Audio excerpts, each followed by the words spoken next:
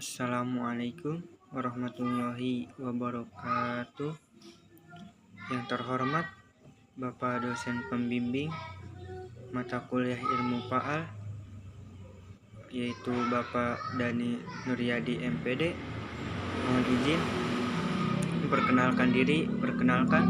Nama saya Muhammad Anjar Khalid Firmansyah, NPM 4118 2191 240117. Parodi saya PJKR, Fakultas FKIP, reguler C dan semester 2. Tempat tanggal lahir saya Bekasi, 28 Februari 2004. Sebelum masuk ke materi ilmu Paal, kita adakan yang namanya kontak atau kesepakatan, di mana rancangan perkuliahan ini disepakati secara bersama-sama antara mahasiswa dan dosen.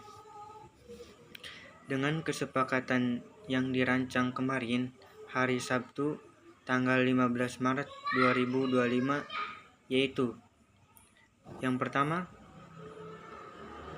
jika ada perlombaan apapun itu harus menggunakan surat dispen yang sudah disetujui oleh Kaprodi. Dan yang kedua, dan jika sakit harus ada surat sakit dan izin ke dosen kirim bukti surat sakit, dan nanti di pertemuan selanjutnya harus dibawa surat sakit itu. Dan yang ketiga, jika terlambat, maksimal terlambat yaitu 10 menit. Dan yang keempat, wajib memakai pakaian rapi, memakai alma mater, dan menggunakan dasi. Nomor 5, mahasiswa yang mempunyai laptop agar sekiranya membawa laptop di pertemuan selanjutnya. Dan nomor 6, tempat duduknya tidak berubah-ubah, dan jika alat-alat yang sudah dipakai harap dikembalikan ke tempat semula. Baik, untuk selanjutnya yang berkaitan dengan penilaian mata kuliah ilmu Paal ini, yaitu kehadiran 10%, UTS 30%, UAS 10%, dan tugas 20%. Lanjut di aspek penilaian. Aspek penilaian kognitif berfokus pada pengetahuan, pemahaman, dan kemampuan berpikir keras.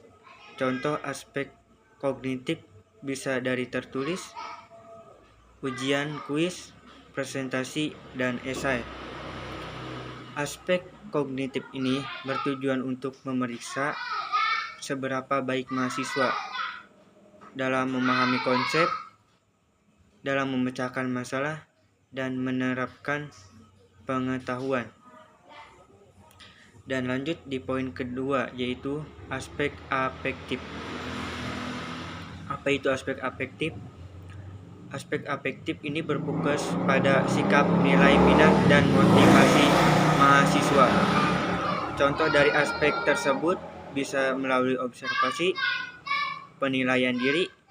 Dalam aspek ini bertujuan untuk memastikan seberapa baik mahasiswa dalam menunjukkan sikap positif, nilai, moral, minat, dan belajar. Contoh aspek ini praktikum, pertunjukan, dan proyek. Dan aspek penilaian terakhir yaitu aspek psikomotor. Aspek psikomotor ini berfungsi untuk pada keterampilan fisik dan koordinasi. Selain dari aspek, adapun jenis penilaian yaitu dengan tes dan non-tes. Dalam aspek penilaian, tes dibagi menjadi dua, yaitu objektif dan non-objektif. Contoh objektif itu seperti pilihan ganda, sedangkan non-objektif itu seperti uraian jawaban singkat dan isian. Lanjut. Contoh penilaian tes seperti itu, foto sikap dan penelitian diri. Dan lanjut, metode pembelajaran.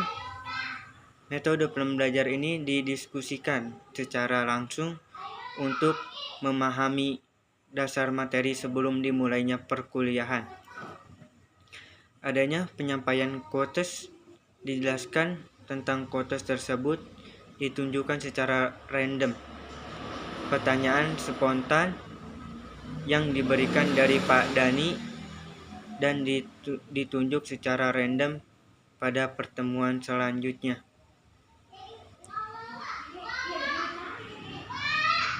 Dan sekarang kita lanjut pembahasan materi yang dipaparkan oleh Bapak Dani Nuryadi MPD. Apa sih yang dimaksud ilmu faal? Ilmu faal adalah salah satu dasar yang mempelajari mengenai proses atau fungsi normal dalam manusia, mulai dari tingkat seluler, jaringan, organ sistem tubuh, hingga tingkat organisme secara utuh. Nomor 2, ilmu faal olahraga disebut juga ilmu fisiologi olahraga. Adalah ilmu yang mempelajari bagaimana tubuh manusia bereaksi dan beradaptasi terhadap aktivitas fisik, khususnya olahraga, baik secara fungsi organ sistem tubuh hingga kinerja secara keseluruhan. Baik, sekarang kita bagian pembuluh darah ada 3, yaitu yang pertama kapiler. Kapiler pembuluh darah terkecil yang menghubungkan arteri dan vena, dinding yang sangat tipis, memungkinkan pertukaran oksigen, nutrisi, dan limbah antara darah dan jaringan tubuh. Fungsi utama kapiler adalah pertukaran zat antara darah dan jaringan tubuh. Vena adalah pembuluh darah yang membawa, dan yang kedua adalah vena. Vena pembuluh darah yang membawa darah kembali ke jantung. Biasanya membawa darah yang mengandung karbon dioksida dan limbah. Memiliki katup untuk mencegah darah mengalir kembali ke fungsi utama vena. Fungsi utama vena adalah membawa darah yang karbon dioksida kembali ke jantung. Dan yang terakhir adalah arteri. Arteri adalah pembuluh darah yang membawa darah keluar dari jantung, biasanya membawa darah kaya oksigen, memiliki dinding tebal dan elastis untuk menahan tekanan darah itu. Fungsi utama arteri adalah membawa darah yang kaya oksigen dari jantung ke seluruh tubuh. Lanjut ke pembahasan selanjutnya, yaitu kita akan menjelaskan pengertian dari andragogi dan pantagogi. Andragogi adalah metode pembelajaran yang digunakan untuk orang dewasa. Hal ini mencakup metode di mana orang dewasa ataupun mahasiswa berfokus pada kebutuhan belajar agar merasa mencapai tujuan dan kebutuhan. Dan andragogi ini meningkatkan pendekatan yang efektif dalam proses belajar mahasiswa untuk orang dewasa. Baik, selanjutnya adalah andragogi. Andragogi adalah ilmu yang mempelajari tentang teori dan praktik pendidikan, khususnya pendidikan anak-anak,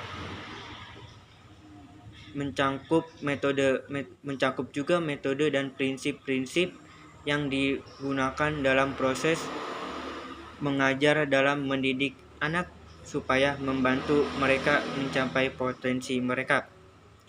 Nah, sekarang kita masuk ke asumsi dasar tentang pelajaran. Asumsi dasar tentang pembelajaran andragogi berdasarkan pada prinsip bahwa orang dewasa memilih pengalaman hidup yang kaya lebih mandiri dalam belajar serta motivasi yang kuat, sedangkan pantagogi berasumsi menganggap bahwa pembelajaran langsung sepanjang hayat. Setiap individu memiliki gaya belajar yang unik dan metode pembelajaran yang beragam, perlu diterapkan agar dapat mencakup beberapa tahap perkembangan. Lanjut, kita masuk ke pendidikan atau metode pembelajaran. Pendekatan andragogi yaitu cenderung menggunakan diskusi, studi, kasus dan pembelajaran berbasis pemecahan masalah, di mana pengalaman peserta didik menjadi bagian proses belajar. Dan selanjutnya pantagogi. Pantagogi mengombinasikan berbagai metode pembelajaran yang dapat diterapkan di semua tahap kehidupan. Nah, pada penekanan pada pembelajaran ini berbasis yang refleksi, masuk ke pendidik bagi andragogi dan pantagogi. Peran pendidik andragogi ini bertindak sebagai fasilitator yang membimbing peserta didik agar lebih mandiri dan bertanggung jawab terhadap proses belajarnya. Selanjutnya pantagogi. Pantagogi berperan sebagai mentor yang membimbing pelajaran sepanjang hayat dan menyesuaikan pendekatan berdasarkan kebutuhan serta tahap perkembangan individu. Masuk ke konteks atau penerapan. Andragogi lebih sering diterapkan dalam lingkungan pendidikan formal untuk orang dewasa seperti universitas atau program pelatihan profesional. Sedangkan pantagogi dapat diterapkan dalam berbagai konteks, baik formal maupun non-formal. Masuk ke filosofi pendidikan. Filosofi pendidikan menurut andragogi berfokus pada pengembangan mandiri atau penerataan pengalaman dalam pembelajaran orang dewasa.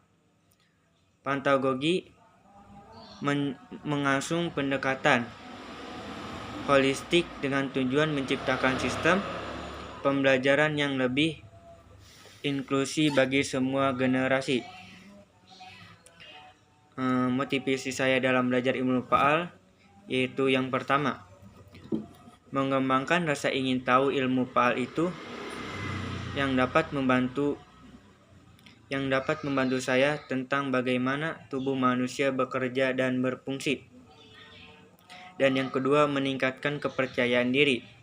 Untuk mengetahui ilmu ini dapat membantu saya meningkatkan kepercayaan diri dalam memahami dan menjelaskan proses biologis. Dan poin yang ketiga, mengembangkan kemampuan berpikir yang logis. Nah, ilmu faal ini dapat membantu saya mengembangkan kemampuan berpikir yang logis dan memahami serta menerasi data. Dan yang keempat, meningkatkan kesadaran akan kesehatan saya sendiri dan dapat membantu saya kesadaran akan kesehatan dan bagaimana menjaga kesehatan tubuh.